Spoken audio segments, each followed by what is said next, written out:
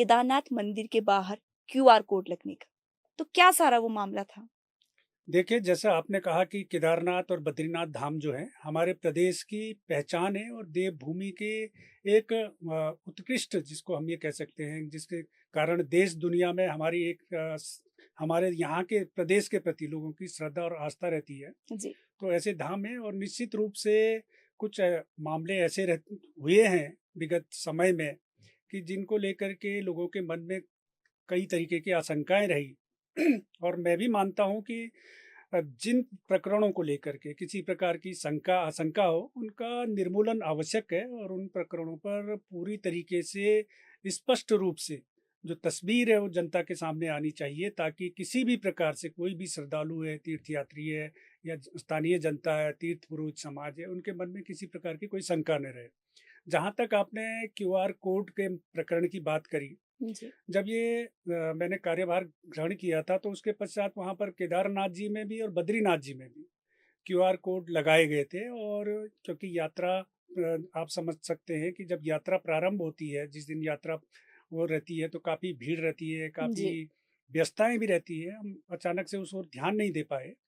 लेकिन जैसे ही हमारे संज्ञान में ये प्रकरण आया कि इस तरीके से वहाँ पर क्यूआर कोड लगाए गए हैं, तो हमने तुरंत उसके लिए उसके पश्चात बद्रीनाथ थाने में उस क्यूआर कोड प्रकरण को लेकर के एफआईआर दर्ज करी।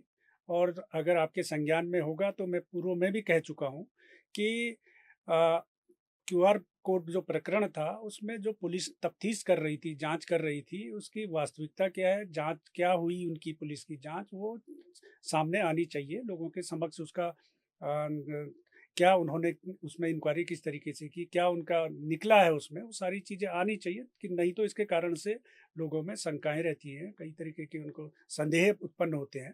तो निश्चित रूप से मैं आज भी मानता हूँ कि चमोली जिले की पुलिस को जैसे कि शुरू में उन्होंने जी। तत्परता के साथ में इस प्रकरण की जांच करी थी। और उन्होंने स्वयं मुझे भी पत्र लिखा था कि इस संदर्भ में, क्योंकि हमारे यहाँ से कार्यालय से उनको शायद जो आवश्यक जो दस्तावेज थे वो समय पर उपलब्ध नहीं हो पा रहे थे।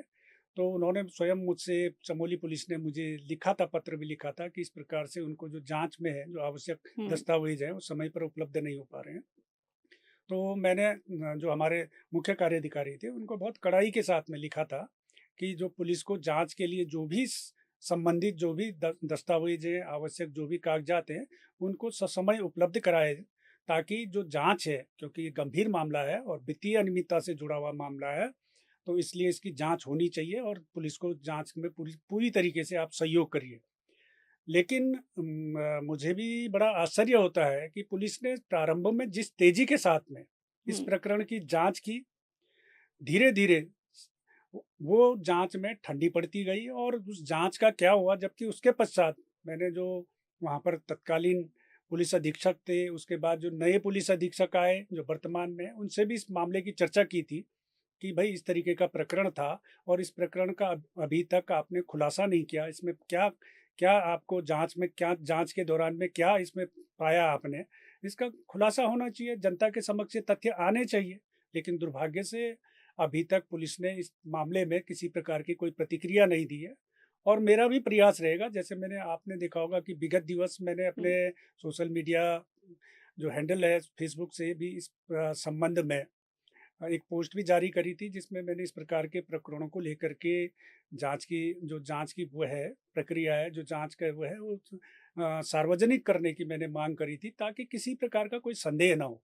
अगर इस प्रकरण में, क्योंकि मुझे भी लगता है कि जो क्यूआर कोड वाला प्रकरण है गंभीर प्रकरण है। बिल्कुल। और संभवतः जैसा कि प्रारंभ में मुझे चमोली पुलिस ने बताया, जब वो जांच प्रारंभ कर रहे थे, प्रारंभिक दौर में उनकी जांच चल रही थी, तो उन्होंने कहा था कि ये मामला गंभीर है और इसमें बड़ी वित्तीय अनियमितताएं हुई है। लेकिन जब चमोली पुलिस ने प्रारंभ में ऐसा कहा, तो उस जांच को दबाया क्यों गया?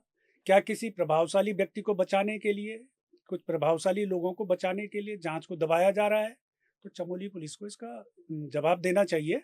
और ये हमारे धामों की, जो बद्रीनाथ केदारनाथ धाम है, उनकी गरिमा के विपरीत होगा कि अगर इस प्रकार के प्रकरणों को दबाया जाता है तो।